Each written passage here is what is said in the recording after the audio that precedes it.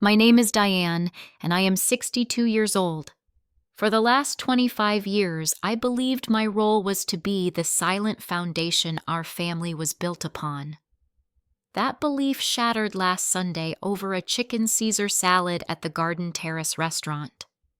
The pieces were still falling when my own daughter Amanda looked me in the eye and told a crowded table the brutal truth she'd been holding onto for years. That moment of quiet devastation is where this story begins. Before I share what happened next, I want to know where you are in your world right now. Are you listening from your kitchen or maybe during your commute? Wherever you are, if you've ever felt your efforts were invisible, let me know in the comments. And if you're ready for a story about finding a voice you didn't know you had, please hit that subscribe button. You're going to want to hear this. I had chosen the garden terrace because it was nice but not intimidating. It had white tablecloths and real flowers in little vases.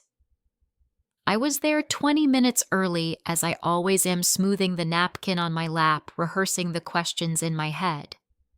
For Leo, my son, about his new team lead position.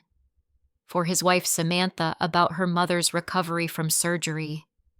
For my granddaughter Emma, about her piano recital piece. For my daughter Amanda, about... well, I never knew what to ask Amanda anymore. Something about work usually. Her life was a series of conference calls and airports, a world away from my quiet retirement. They arrived in a gust of chatter and cold air. Leo gave me a quick one-armed hug. Samantha smiled warmly and guided Emma into the seat beside me. "Hi, Grandma," Emma chirped, and that one sound filled my chest. Then there was Amanda. She was on her phone finishing a conversation with a sharp, "Just forward me the deck, I'll handle it." She put the phone down, offered a distracted "Hey, Mom," and immediately picked up the menu, a barrier between us. We ordered. The food came. I tried. "Amanda, how was that trip to Chicago?" The weather looked brutal on the news. She didn't look up from her salmon. It was fine. Meetings. The word was a door closing. I felt the familiar dull ache of being an inconvenience. To lighten the mood, to make myself the joke so someone might smile, I said, "Oh, I don't miss those days. My biggest adventure now is deciding which bill to pay first. Social Security comes in and right back out it goes." I gave a little laugh. It sounded pathetic even to me. Amanda put her fork down. It made a precise clink against the china. She looked at me not with anger, but with a chilling surgical disdain. "Mom," she said, her voice clear and carrying. The table beside us went quiet. "Let's be real. The only reason you're even invited to these things is because you pay the bills. It's your only contribution. Now can we just eat?" Time didn't freeze. It collapsed. The air was sucked from my lungs. I saw Leo's head snap down his shoulders, hunching. Samantha's hand flew to her mouth, her eyes wide with horror. Little Emma looked from her mother to me, confused. And Amanda, she just picked up her fork again as if she'd stated a simple meteorological fact. "It's raining. You are a utility." For 30 years, I had built my life around them.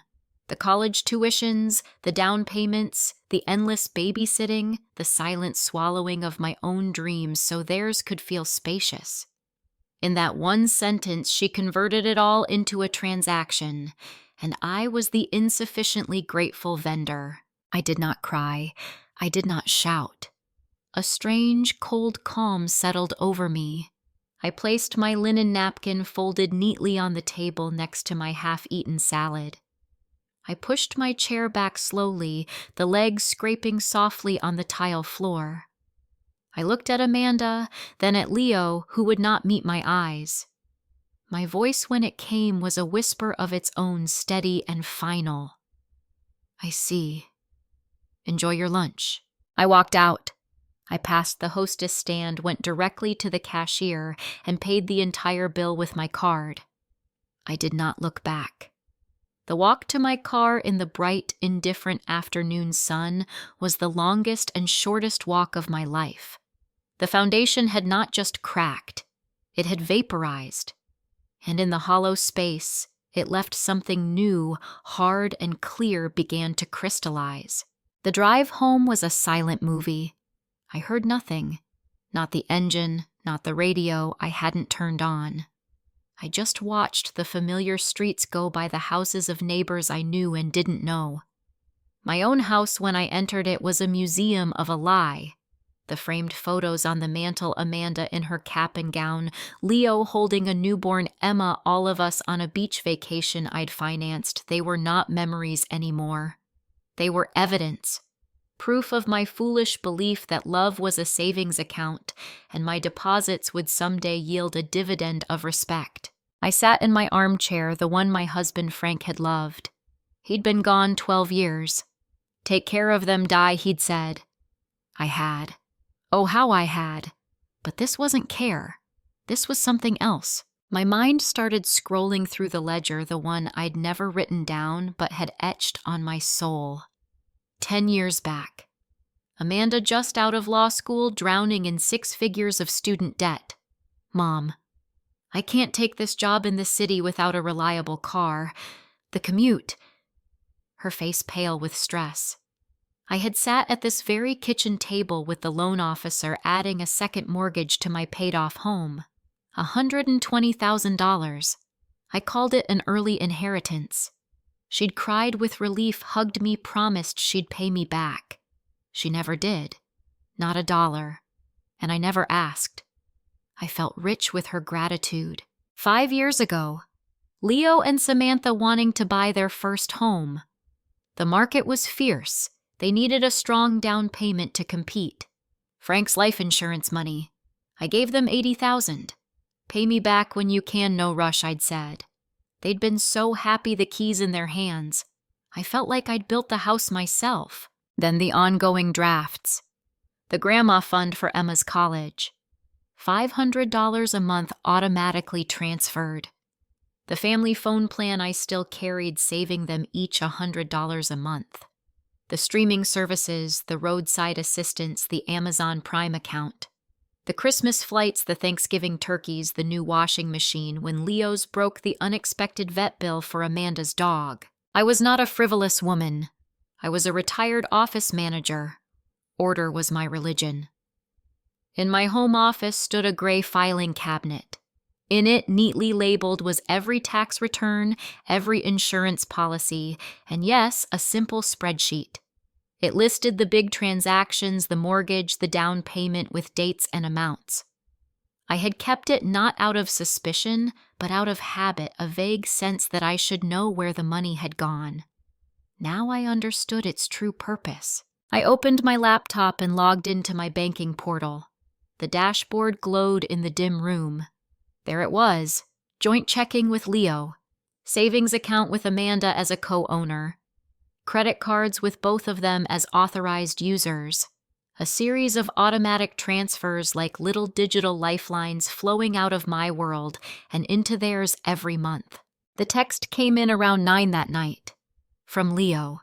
Mom, Amanda was way out of line today, but you know how stressed she is with the merger at her firm. Don't make a big deal out of it. Just let it go. No apology. No, "Are you okay?" No recognition of the catastrophic wound. Just a request for my continued compliance for the quiet swallowing of my humiliation so their comfort wouldn't be disturbed. That text was the final piece of the puzzle. It framed the entire picture. I was not their mother. I was a function. The bank of Mom. And the bank had just been told its only value was its vault. The cold crystal of my resolve in the parking lot now had a shape. It was a plan. And it began not with a scream, but with a series of phone calls I would make in the morning. The next morning, I did not wake up furious. I woke up clear. I made coffee, showered, and dressed in a crisp blouse and slacks. This was not a day for weeping. It was a day for business. My first call was to my financial advisor, Robert. We'd worked together for 15 years. Diane. To what do I owe the pleasure? His voice was warm. Robert, I need to conduct a full financial disentanglement from my adult children, legally, ethically, and completely. I want to review every asset, every joint holding, every beneficiary designation that isn't ironclad. My goal is to separate our finances entirely while securing my own retirement and my granddaughter's college fund in a way her parents cannot access. There was a long silence on the other end. I could almost hear his professional recalibration. I see. Is everything all right? It will be, I said, my voice even. This is an act of financial hygiene and personal necessity. Can you help me? He recovered quickly. Of course. Absolutely. This is your money, Diane. Let's protect it. We'll need to schedule a full review. In the meantime, from a practical standpoint, you have the right to close any joint accounts and remove authorized users from your credit cards at any time. It's a simple online form or phone call. My second call was to a therapist Dr. Evans found through a referral. I booked an appointment for the following week. I told the receptionist I was dealing with a significant life transition and needed to develop healthier boundaries. It was the most truthful and clinical way I could describe the earthquake inside me. That afternoon, I sat at my desk. I opened my filing cabinet and pulled the spreadsheet. I opened my banking website. I began a new list titled Disentanglement. It was meticulous. 1. Joint checking with Leo. Close. 2. Savings account with Amanda. Remove self-transfer funds to private account, then close. 3. Platinum credit card. Remove Amanda as authorized user. 4. Gold credit card. Remove Leo as authorized user. 5. Cancel automatic transfer to family support sub-account. 6. Contact cell provider. Remove lines for Amanda and Leo, transfer numbers to them. 7. Change passwords on all streaming services. 8. Draft email to children to be sent upon completion. For Emma's fund, I wrote a separate note.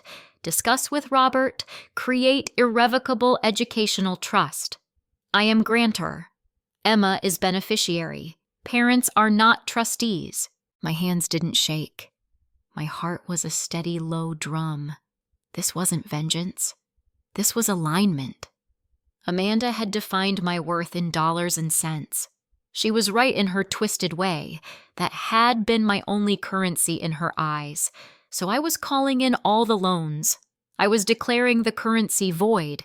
That night I slept. Not a peaceful sleep, but a deep, empty one, like falling into a well. I dreamed of silence. When I woke at 6 a.m., the plan was no longer a list on my desk. It was a truth in my bones. At 9 a.m. on the dot, I began. Click. The online form to close the joint checking account. There was a warning. All parties will be notified. I clicked confirm. Click. The form to remove Amanda from the savings account. Confirm. Click, click. The removal of authorized users from the credit cards. Each confirmation email that landed in my inbox felt like a soft, final thud. Then I opened my drafted email. It was 3 sentences. Amanda and Leo, as part of my annual financial review and planning for my long-term security, I am consolidating my accounts. All joint accounts have been closed, and you have been removed as authorized users from my credit cards as of today. You will receive formal notifications from the respective institutions.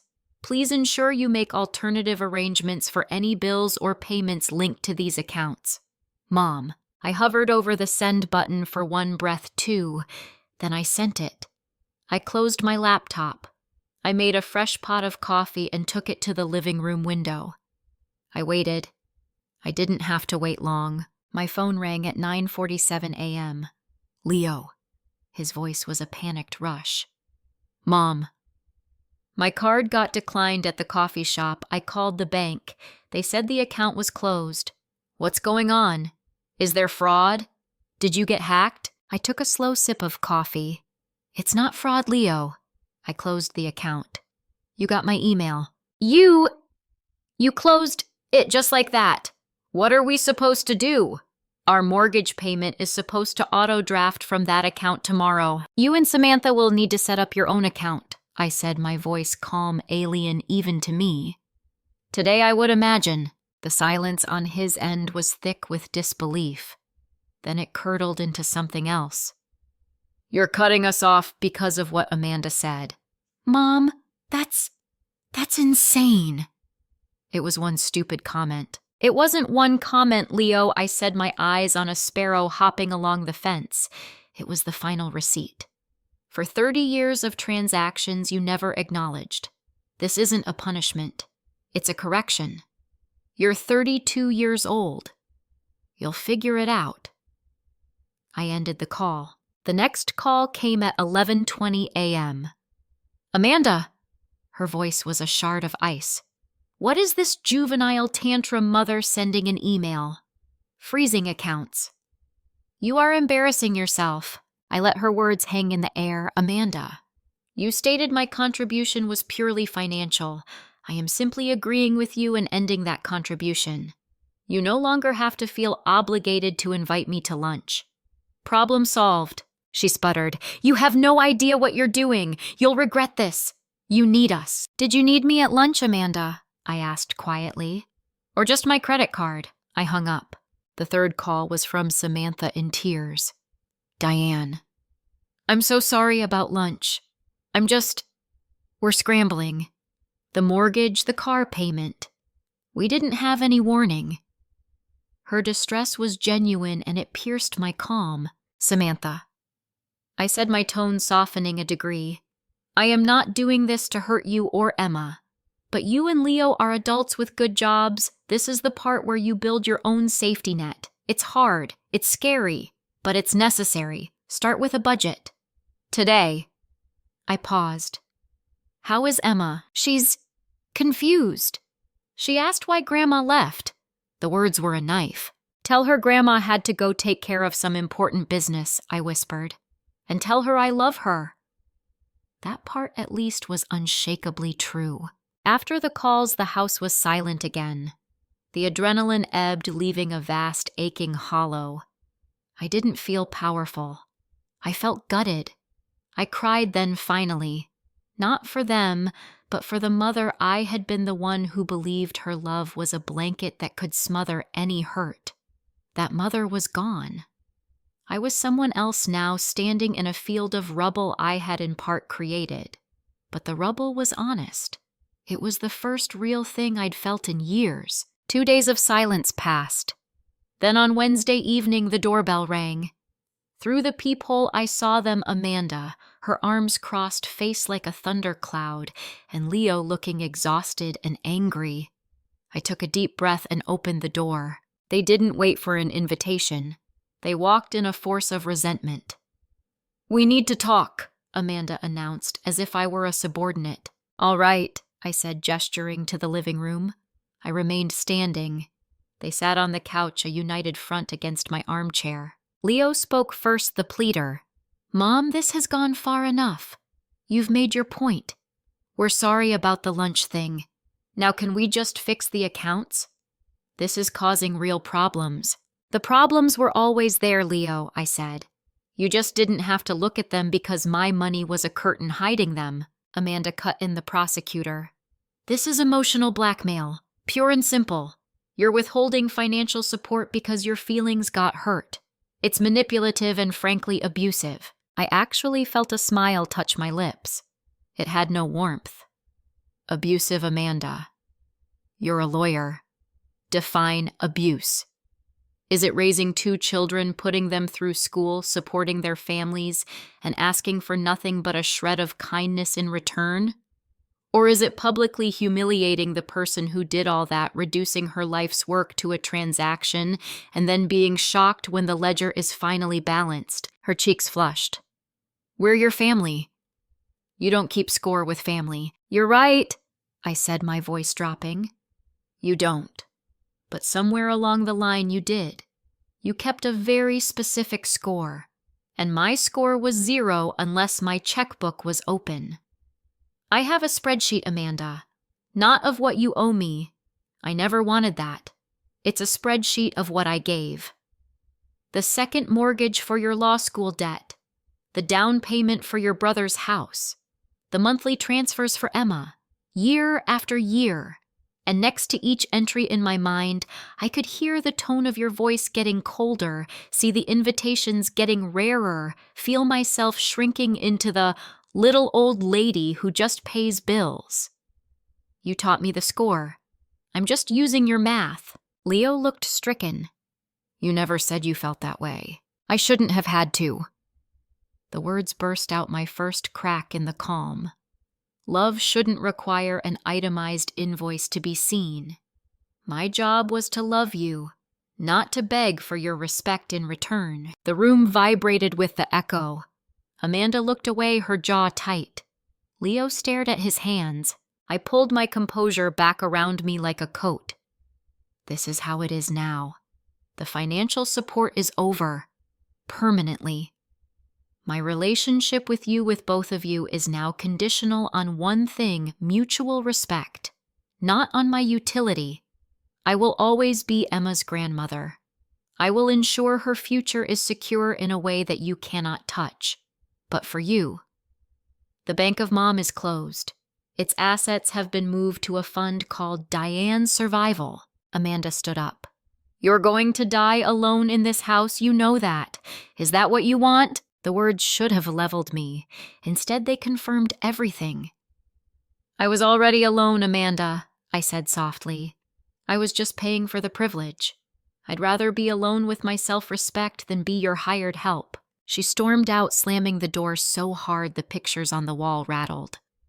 Leo stood slowly. He looked at me, a confusing mix of anger, guilt, and bewilderment in his eyes. He didn't say a word. He just left, closing the door quietly behind him. I walked to the window and watched their cars speed away. The hollow feeling returned bigger than ever. I had burned the bridges. I was now truly, utterly on my own island. And as the sun set, casting long shadows across my empty living room, I wondered if the freedom would ever feel like anything other than desolation. The desolation set in with the changing seasons. Fall turned the leaves to fire, then to brittle brown skeletons. The silence in my house was a physical presence. My phone, once a source of low-grade anxiety with its sporadic demands, was now a dead stone. No calls, no check-in texts, nothing. Mutual friends became a minefield. Carol from book club called her voice hesitant. "Diane, sweetie." I ran into Samantha at the market. She said, "Well, is everything okay with the kids Amanda told Susan you were having?" Financial troubles and were acting unpredictably. The story was out there, twisted into a narrative of a confused, possibly unstable elderly mother. I lost a few acquaintances who chose the simpler story, the one where the kids were the concerned victims. I had to get out of the house. I forced myself to join a new book club at the local library, one for contemporary fiction readers. The first meeting, I just listened. The second, I offered a timid comment on the protagonist's choices. A woman named Grace with kind eyes nodded in agreement. It wasn't friendship, but it was human connection. On a whim, I signed up for a beginner's pottery class at the community center. My first attempt at a bowl collapsed into a lopsided lump of clay. I laughed a real startled laugh that sounded foreign. The instructor, a patient young man, said, "It's just mud. Try again." I did. My hands, used to writing checks and folding laundry, learned a new clumsiness. It was humbling.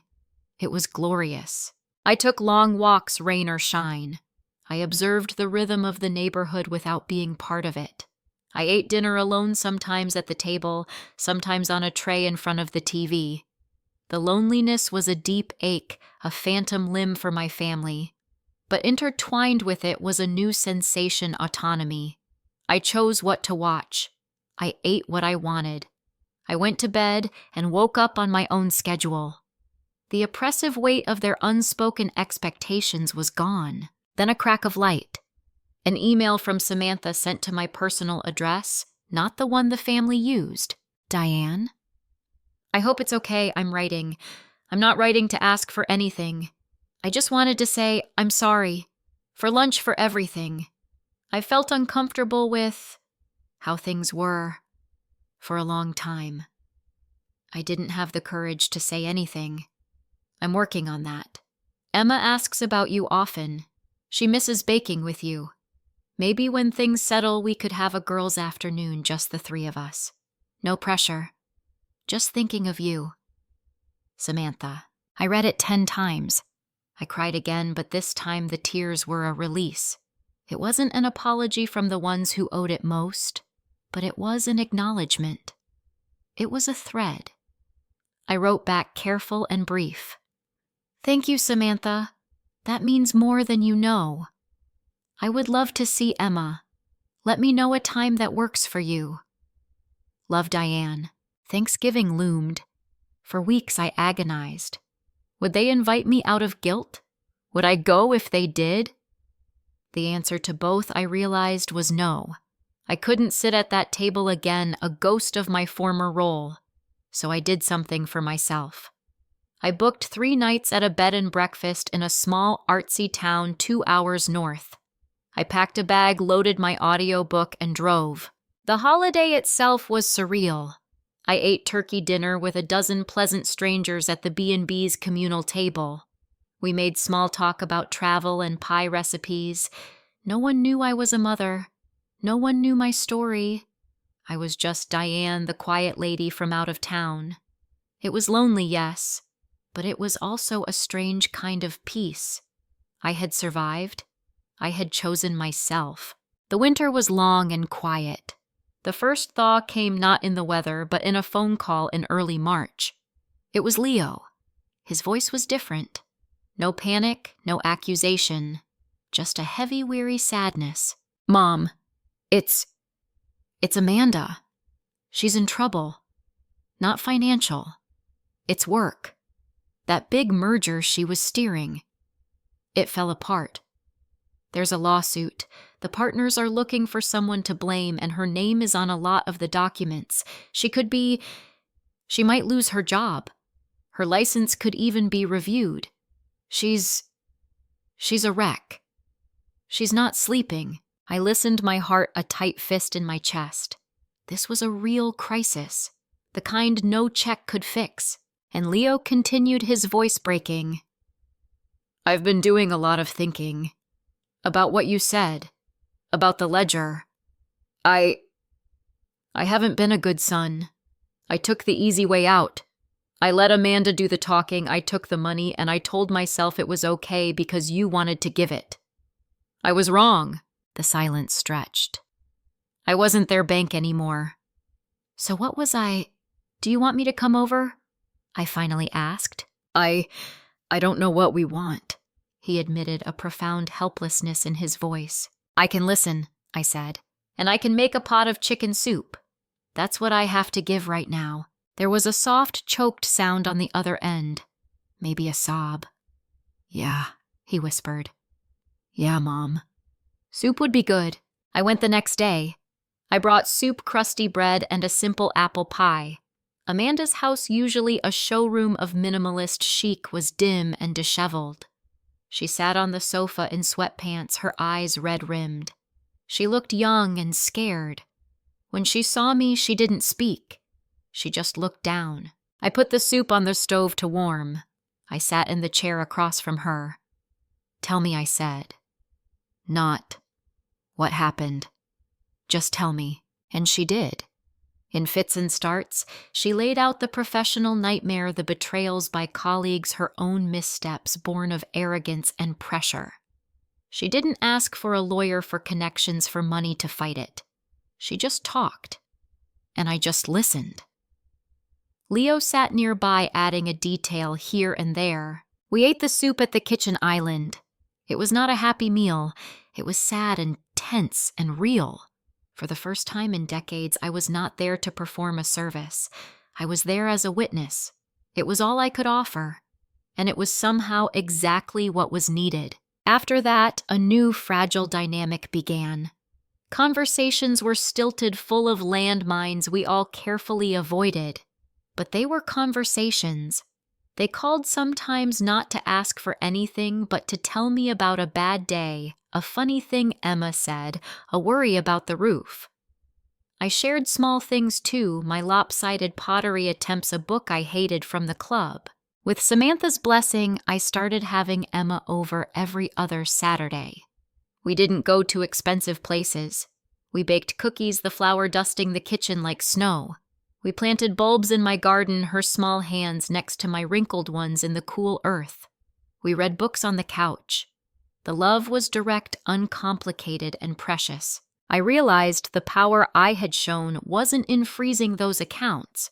That was just the necessary brutal surgery. The real power was in the silence that followed, in my willingness to let the wound air out, to let us all feel the sting of separation. The power was in showing up later with soup, not a check. My new currency was presence, and it had to be earned. A year later, I am in my backyard. My hands are deep in the soil of a new raised garden bed, the rich dark earth cool and promising under my fingernails. Gardening has become my new meditation. You can't rush a seed. You just provide the conditions, tend to it, and have faith in the slow, unseen growth. My phone sitting on the patio table pings. I wipe my hands on my jeans and pick it up. It's a text from Amanda. No words. Just a photo of a catastrophically lopsided, slightly burnt loaf of banana bread. A moment later, another text follows. Followed your recipe. I think I have a defect oven. Or thumbs. Help. A real unguarded smile spreads across my face. I type back. Overmix the batter. Did you use the sour cream start over? I'm free at 4. I put the phone down and look at my garden. The relationships with my children are like this soil now. Not the picture-perfect lawn I'd tried to maintain for so long. It's been turned over, rocky bits exposed, old roots pulled up. It's messy. Some things didn't grow back. But new things are sprouting. Hardier things. Things that can survive a drought. The lesson wasn't for them. It was for me. I had to learn that love, when it's mixed with a blank check, can sometimes breed a quiet contempt. That the most loving word in any language can be a firm no. That allowing the people you love to stand on their own, even when they wobble, even when they rage at you for removing the crutch, is the ultimate act of faith in them and in yourself. My contribution now is my time, my quiet attention, the stories I have from a life lived, the simple soup I know how to make. It is offered freely, but only to those who value the giver, not just the gift. The accounts I froze that morning were just numbers on a screen. The real thaw, the one that mattered, happened much slower. It happened in the space between words unsaid and new words carefully chosen. It happened in my own heart as I learned to invest in the most important asset I had neglected for decades myself. And that investment has yielded a peace more valuable than any dividend I ever dreamed of. Thank you for spending this time with me and my story. I wonder, has there ever been a moment in your life where you had to set a boundary that felt terrifying but was necessary for your own peace? I'd be so grateful if you'd share your own experience or thoughts in the comments below. It's in these shared stories that we often find our greatest strength. If this resonated with you, please give the video a like. It lets me know these conversations matter. And if you want to join me for more stories about navigating life's complicated transitions, consider subscribing and hitting the notification bell. Finally, if you know someone who might need to hear this message about reclaiming their own voice, please share this video with them. Wishing you all the courage to tend your own garden, whatever that may look like. Be well.